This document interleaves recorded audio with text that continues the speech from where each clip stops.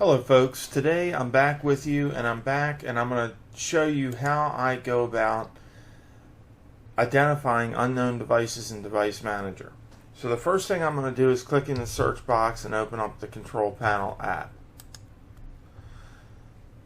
Now if you haven't already, you're going to want to click the View By drop down and select Small Icons, and we're going to click System, then we're going to go to Device Manager.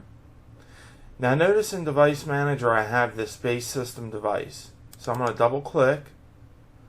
I'm going to click on the Details tab. In the Property drop down box, I'm going to click and I'm going to select Hardware IDs. I'm going to select the first one in the list and I'm going to say Copy.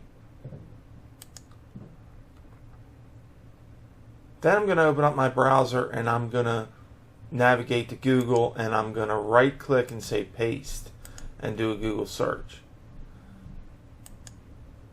Now notice the first thing that comes up is virtualbox.org.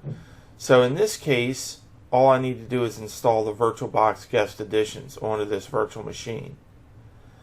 Now in your case, that's going to be different. This is mostly going to happen on laptops, but on some newer desktops you'll see it as well. But this will help you identify what that device, that unknown device, is in Device Manager.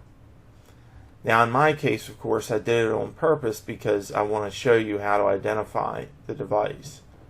So I didn't install the VirtualBox Guest Editions. Now if you have any problems, I'm more than willing to help you out. If you have any problems identifying unknown hardware, you can paste your hardware ID in the comments section below, and I'll try to help you out the best I can. If you like this video, folks, please give it a thumbs up. We greatly appreciate that. Click the subscribe button and you'll get notified whenever we add new content. And as always, comments, questions, and suggestions are welcome below, and we thank you very much for watching.